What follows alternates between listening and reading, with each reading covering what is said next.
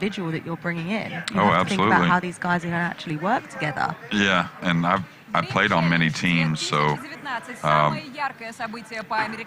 you know, like if you have a certain player that some guys may be nervous playing with because there's one of their idols from before, you know, that's very possible because of the differences in ages and stuff. So you have to say to yourself, okay, I got, just for instance, SVB here. Well, I need to have at least one or two very comfortable people to play with SVB. Yeah, it may not be because he's such a great player, he's such an icon. You may get some other guys that feel a little heat playing with him. You know, it used to be like that with Earl back in the day, that we only had a couple guys that we felt real confident. I was one of them. I played with Earl a lot. Rodney played with Earl a lot. That really gelled with Earl. So yeah, you got to think of a bunch of different scenarios. Got the players walking in here. The arena in here is fantastic. You can just hear everyone. I could barely hear you there, Jerry. Hear everyone cheering away. So it's good to see that we've got some audience in here cheering on, obviously, Team Russia. So we've got Corey Deuel and Max Eberle against Stepanov and Gorst. Yeah, one thing that's been so pleasant that I've seen for Max at least is Max really trusts everyone that when they try to give him a little advice, and he's a great player, so when it comes to playing the game, there isn't much advice needed, but just the conditions, what to expect. Don't let things bother you. Just shake it off, you know. Just, you know, Johan and I are coaches, but I think all these guys have helped each other just about as much as, if not more, than we've helped the players. Yeah, no wonder. Speaking of Max, I think this must be his very first experience of a team event. Yes, well, be it the Dream Challenge or like some other. I think he played. Well, we had bonus ball. Yeah. In Vegas, which lasted one season, and that was a team event. A lot of people don't know it. Max was a couple different years. He was inside the top 5 in points. He was number 4 and 5 at a few different times to make the Moscone, and unfortunately didn't get the wild card pick at that time. But so he's always been solid. That's the key. He's a solid it's player. very nice to see him still being in contention. Oh yeah. Okay, another break off. We got the 1 and the 2 down. He's going to get an open shot at the 3, and a really pretty simple starter for these guys, and a nice layout. Don't expect Federer to make any type of mistake here, and this may be the toughest shot of the rack, the 3. Well, actually, in the face of Federer and Konstantin, we're having 2 most successful players of the Dream Challenge for Team Russia.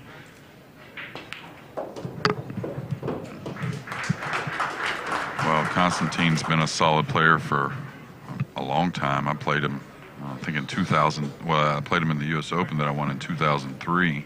Oh, the you won. Just slid that one in, didn't you, well, Jeremy? I was saying, yeah, that I did win it. Yeah, just to watch at the numbers of heart rate. Oh yeah, there we go. Russian duo is being pumped up a little bit. Well, they're at the table, that's why. I'm so excited. I'm loving this heart rate that's coming in. So the heart rate monitor is supplied by Garmin here. The players are all wearing watches, which I think is the best way to do it. It's the most easiest and most comfortable way, and they were practicing with them. And I think it's a really great way to introduce this. And I'm certainly looking at this for our Matchroom events. But it's just good to see that this is happening. I mean, look at Corey's against Max's. They're just sitting there watching. Oh, yeah. Oh, that may be too hard. Okay, good. Well, just imagine if the Americans heart rate remains as soon as they get to the table. Huh? Just meaning being cold-hearted and all this demeanor. It's going to be interesting to see how it all switches around. Okay, so the Russians starting off pretty solid here in game number 1 of our second match. I feel like if there's going to be strong, solid doubles matches, it's going to come from Team Russia. They just feel like that, they have that. They just have that. They work together well. Well, they spend a lot of time together here at the Baza, so most all of them live here in Russia. I mean, excuse me, here in Moscow. All the top Russian players, pretty much. That is just a coincidence. Coincidence, yeah. So that's first rack to Team Russia, and Corey Deuel is cool as a cucumber. His heart rate is low. Is he asleep? Well, that's what I was about to say. Well, you know, that out he made a minute ago may have calmed him down. The out he made in the team event. I'm interested to see Max. Oh, excuse me. I'm interested to see Max with sitting down there. He was at 90 plus. So I bet that goes upwards 130, 135 or so. Okay. We can start making bets on what the heart rates are going to be. Yeah.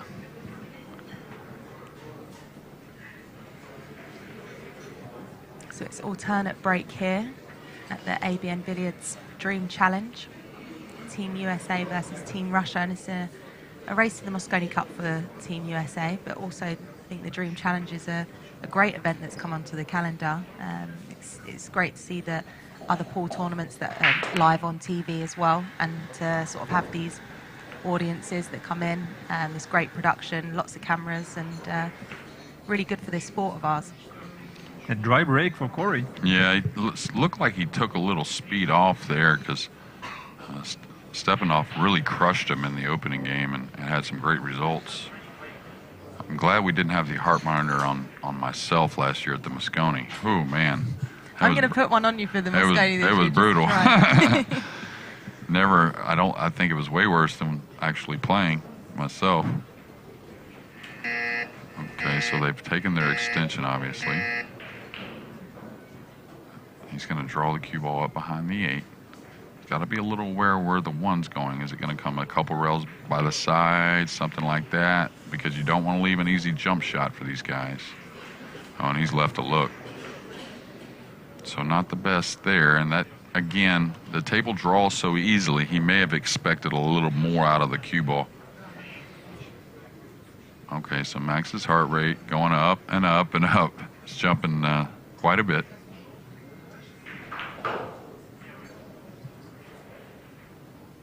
I've yet to see Max actually really play, sort of, except from in practice, really, so it's quite interesting to be able to watch him here at Dreamchallenge. Well, he made a great opening shot there on the 1, and that didn't rub the rail at all. So something to boost a little confidence, I think. And he's got a great partner as far as that. Corey is a really good position player when he's got his head on right. So Corey will, you know, without changing really how to play the game, Corey will make things as easy on him as possible. That's exactly what you want in a partner, isn't it? Oh, absolutely, yeah. You either want somebody that's like one of the best ever at shooting, that doesn't ever miss, or you want somebody that plays really nice position, and when you're, watch out, oh boy. Oh, Max. So, and that's where Max will learn that you have to be very cautious when drawing the ball. Like, don't worry about distance. The shots are a little easier to make. So really secure the cue ball quickly.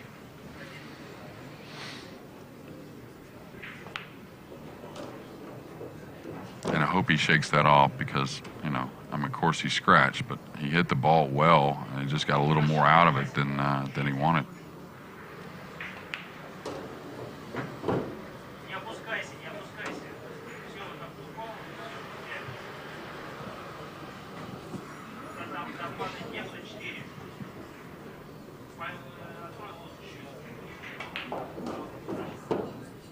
Last year, Federer really only, that I can remember, made one mistake in the entire Dreamchallenge. I know there was more than that, but he played pretty solid as well.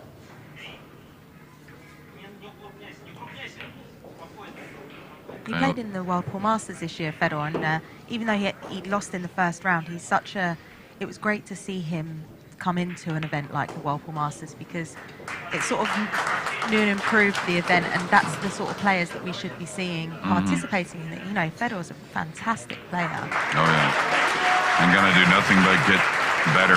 You know, I mean, he's already seasoned at a young age, like you said, up there on the rankings. So, but he's a very classy guy too for a young man. He's very respectful and a great competitor at the same time. We've got someone in the audience like holding the self-made banner. I was going to say, what did it say? Yeah, Stepanov is the best. Oh, lucky it's not a rude sign. Sometimes we get those at the Mosconi because it's a bit of a rowdy crowd. Yeah. But it's a fun crowd, though. It is a very fun crowd. Yeah. Like, I mean, if someone walked in there, it'd be hard to walk out, I think. Yeah, that's how we try to make it. Yeah. Not allowed to leave. Okay, Federer, who breaks the balls well, no matter the conditions, no matter the format. You got a dry break here, though. And that's another thing that I like about this. We're going to see some dry breaks, and we're going to see how the guys handle the frustration of it. Well, look at his heart rate. Oh yeah, Wide. He's not too happy about it. He is not happy. Well, actually, Federer Gorst was playing in such conditions in Romania, I think, with like heart rate monitors on, and he, I think, actually won this event. And when he was shooting the very last ball of that match, his heart rate pumped up to like 150. Wow. Well, I'm surprised that Corey couldn't go offensive there on that one ball. I thought he could get at it, but with him playing safe there, leads me to believe that he wasn't able to attack, and we're going to see a jump shot here on the one, and a very makeable one.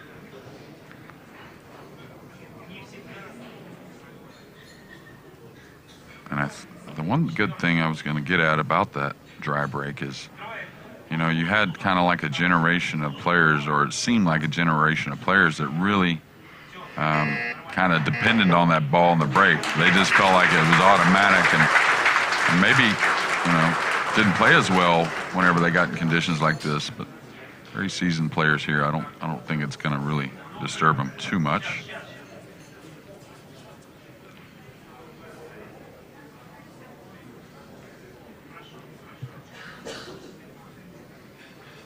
Okay, Federer, what he's looking at here is what type of angle he wants to leave on the 3, most likely to run the cue ball up for the 4 on the side. Just because he's so thin on the 2, it's hard to really draw the cue ball down and get nice and heavy on the 3. So I think this will be a soft spin shot maybe, or is he going to go at the 3 with the cue ball, Michael? Not sure about this, Jeremy. Yeah, I think he's going to just go kind of towards the 3 here. Yeah. Nice play. That was an example of threading the needle once again. Yeah. And that was a pretty sharp angle into that side pocket. Okay, so this is the shot that where one of the types of shots where the deflection can get away from you if you're not used to it when you're putting side spin like here to go on the far side of the 7 and up for the 4. Hit it well.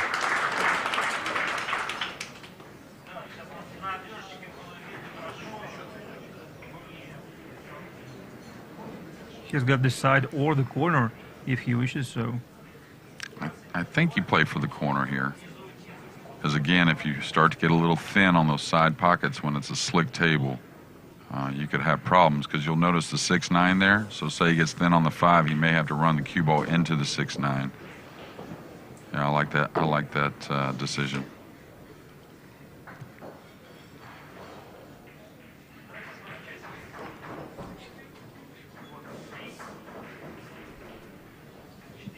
This is the heart rate monitor watch that we're talking about from Garmin.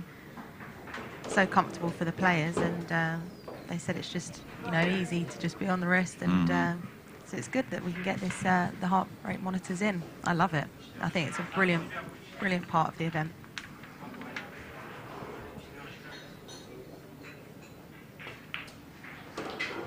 Yeah, I think you're going to see those climb as the event goes. The heart rates climb as the event goes on. Well, if I were them, I would have just tried to block the heart rate monitor with a piece of paper or whatever. So just it reaches 0. Yeah, I wonder if they're checking it at all, like they're looking down at it themselves, just in a curious kind of manner. They seem to play well together, these two, don't they? Just seem comfortable at the table together. They must obviously just play so much as well. And then both of them played real well here last year. So I think you're going to see pretty much a lot of the same when it comes to those two players.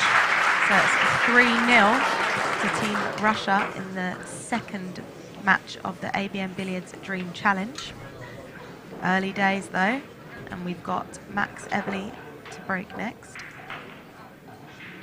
Max with the Tash. Oh my God, it's his new nickname. Was that his nickname before? No, he's called Mad Max, obviously. He's called Max. Okay, can I change it to Max with the tash? Yeah, there you go. I'll tell him after. The walrus, maybe. Or Do you know, Jeremy, if it's been long he's wearing the mustache?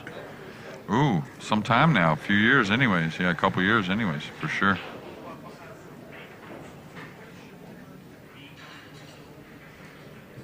Okay, and he hit those nice and square. Not sure he's going to get any results. Okay, the one's going to get kicked in, and a nice shot on the 2. So I know trailing 3-0, you're trying to come back and win this match, but time at the table is really important as well, even if they go on to lose this match. Just to keep warm and just... Yeah, confidence, yeah. They will have to bump the 7, playing the 6. Most likely, yeah. But it should be all right as long as they don't have to shoot the 6 from some distance. If they're they don't have to be really close to it, but I think it'll just knock the 7 over towards the opposite corner. Shouldn't pose much of a problem.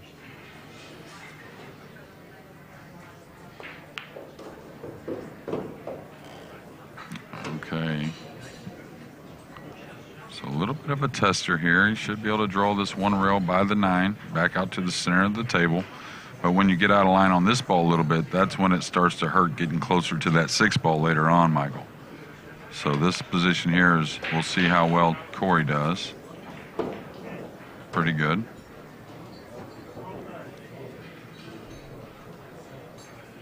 And that's one thing about these two guys. If they're going to say something to each other, there's never, ever going to be an issue, meaning they're going to trust that it was needed to be said. So,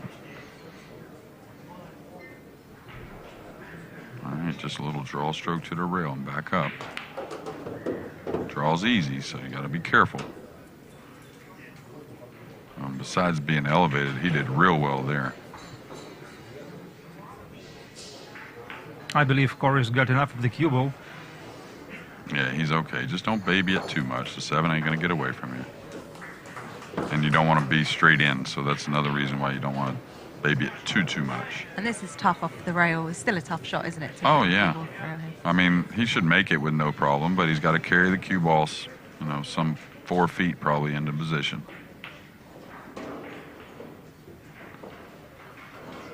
And that's where you were talking about, Michael, in the team matches. Keep it simple at first until you start to really get more comfortable with the table.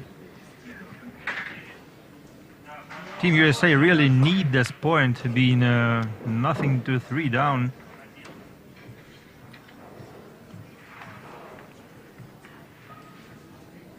So this is where a nice, relaxed, sweet stroke. The pocket becomes pretty big from this angle. Decent anyways. So you do have a little room for error as long as you don't get punchy with it. Well, he seems relaxed, Max. His heart rate's not too high. He's overcut it and pretty badly. Yeah, just a little quick with the stroke. I feel like I was speaking too soon. Oh, Max. You can see he was a little short with the backswing. So anytime you're a little short with the backswing, you can hear that applause there. Fedor just potted the 9 there to take the rack, and I believe it is 4-0 to Team Russia. Is that early pressure building up, Jeremy? Well, possibly a little bit. Definitely there's pressure out there, and Max is new to the situation, and he probably hasn't played this type of, on this type of equipment. So when you get a little quick with the stroke, these balls cut very easily. So, you know, there's 2 things that cut the ball easy, and speed is one of them.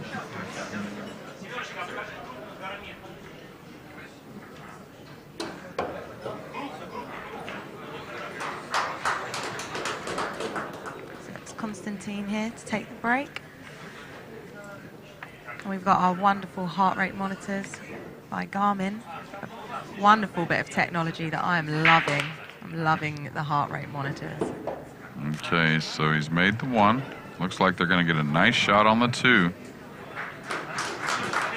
And the 3 right there. So this could be curtains here in match number 2 and maybe draw us even at 1 apiece.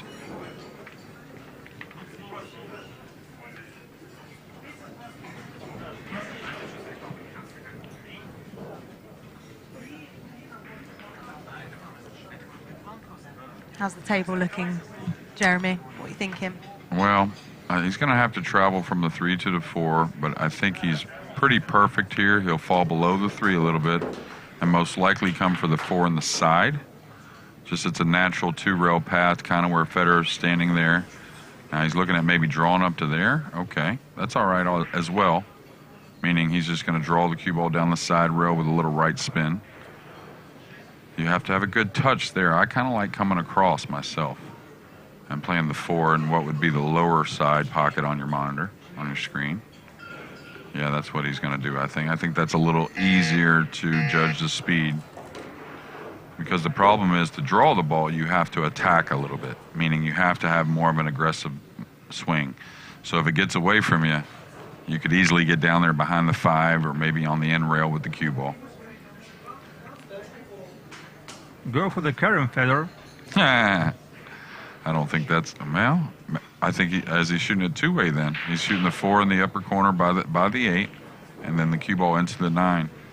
The problem is here, is he going to follow through the 9? Because if he doesn't make it, he wants to gain position on the 5. So I don't think, yeah, that's what I would do, just to follow. I think he did sort of check with Konstantin his thoughts on that. It's nice to see the players speak to one another and to obviously get the... Oh, yeah. Oh, a miss. And he followed through and scratched. So not only giving the Americans hope here in match number 2, that really important time at the table. That was a way to thick a contact with the 9. Yeah. Well, I think he was he was focusing on the 4. And obviously he didn't hit the 4 how he wanted either, because it held up. So normally when one goes wrong, they all go wrong.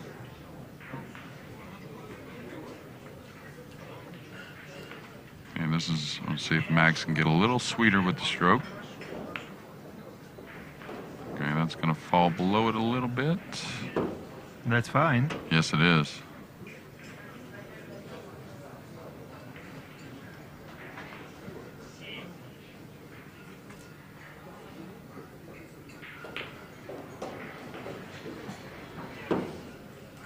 I'll tell you, we saw Corey struggle a little bit last year in this event at times, and he started off this evening looking very confident, in my opinion.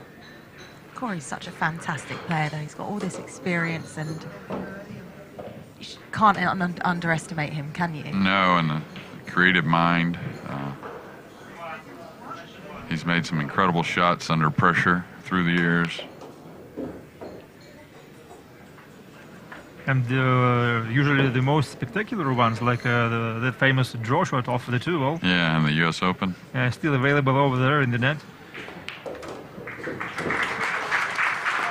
Well, there you go, and you never know. It's 4-1, but the Americans will be breaking in game number 6. Well, I can see my wife in the background there. I didn't know she was on the American team. Did you know she was here? No, well, actually, yeah, that's where she brought me one of my diet sodas here. So it's good to see that the Americans have some support there. Yeah. Well, she plays as well. She loves pool, and she loves all these guys.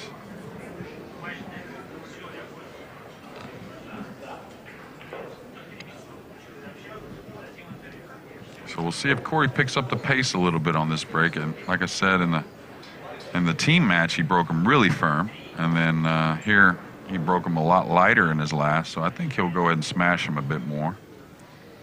I got the feeling around the US Open this year that everyone is petrified of Corey and his break. That was like the talking point. Well, he's a so there you go, making 4 on the break. And a bit of a tester from a little distance from Max. But yeah, Corey's a genius when it comes to the rack and knowing how to break the balls or adapting to break rules. Sure. So this is where, again, that sweeter stroke really on this type of table really helps.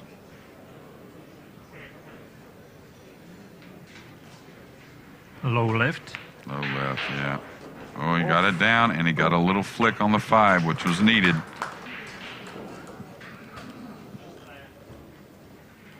I think he will throw the object ball just a little bit more than he was looking for.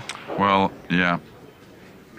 And like I said, what happens is, though, speed cuts the ball. Like if you shoot two shots and you hit one of them the same shot twice, and you hit one of them much firmer, it's going to cut it more. And so when you get a little quick with the stroke, the ball cuts just a little easier, especially in these conditions. Oh, here the US duo seems to be back on track.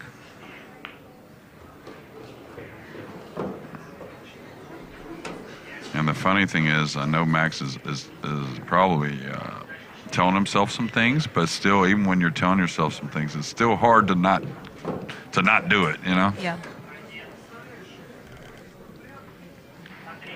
And it is Max Eberle sinking his second 9-ball in a row. 4-2. USA still in it, although Russia are on the hill, so anything can happen.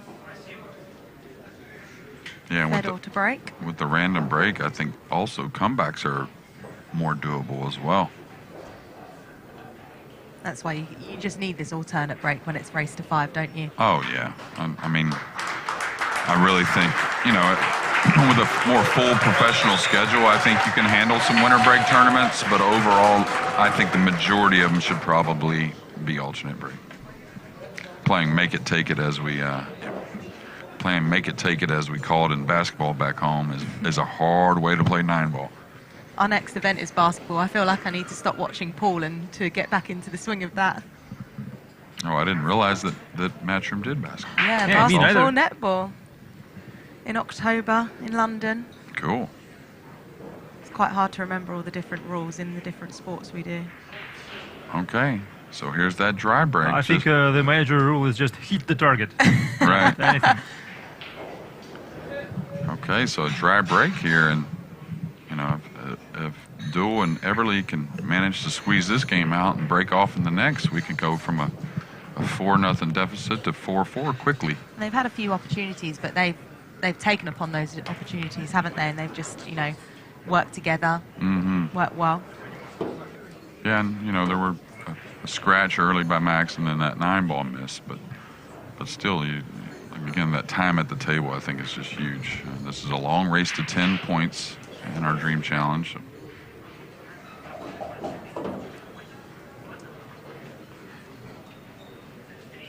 Okay, should come back for the side pocket here. That makes things awfully easy to get to the 5 after the 4-ball.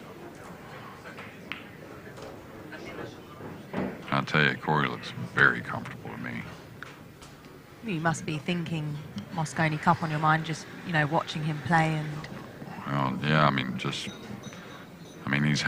was MVP one year, I believe, in the Moscone. He's played on it, some 11 times, 10 or 11 times. And I guess he was a little bit frustrated last time he didn't make it to the team. Well, I mean, he made it last year, and of course, he'll tell you himself that he wishes he had a couple good matches, but overall, he wishes he had performed a little better. And that's just how it is with team pool. Sometimes it's your day, and sometimes it's your buddy's day. It's just that's why we keep playing it. If you run out every time, I think we would all quit by now. They just seem to have gotten the flow a little bit, these two, haven't they? Like you said, how important it is just to have this time at the table.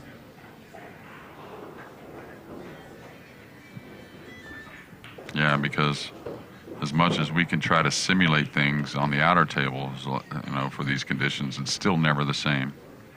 Do you think it's important that for, say, in the big events, the practice table should try and have the same conditions as the main arena table? Yes, as possible. I mean, you can't set up all the studio lights and all that, you know, but you can try your best. And, you know, any tournament, as long as you try to put the players in the best position to play their best pool. You know, if you do that and they don't play their best pool, it's probably on them. They haven't been training properly or practicing properly. I'm going to quote that in case anyone has any complaints at one of our events. Do they take another rack here? Go on, Corey and Max. So it's 4-3. They're still in it. Yeah, for alternate break, we've had some big swings with the Americans jumping out to a lead, falling behind and then coming back in the team event.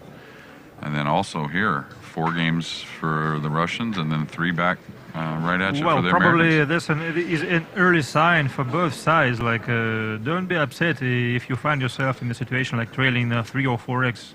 Yeah. It was weird. I think you and I talked about it, Michael, during the Kremlin, that when an alternate break first came around a lot for professional pool, some of the guys, you know, would fall behind 5-1 in a race to 9 and feel like it was over. And actually, maybe even as soon as they lost the rack on serve, their own yeah, break. Yeah, exactly. It was really kind of a mental crushing kind of blow for a lot of the players. But I learned that that's how sports are. That's why they play 4 quarters in basketball, 3 periods in hockey, and all that, because you can fall behind.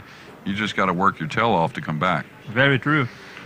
Okay, a super thin cut shot here, and I think he should probably shoot it. Corey's made every shot so far, and I don't think he'll miss this one either. Just flat cut it in and take a little chance with the cue ball. Watch out for the scratch off the 4. Or the 5. Or the 5. Or the 5. Oh, my. So, another thing you can't be upset about, even though it was brutal, but he sure did hit the ball well.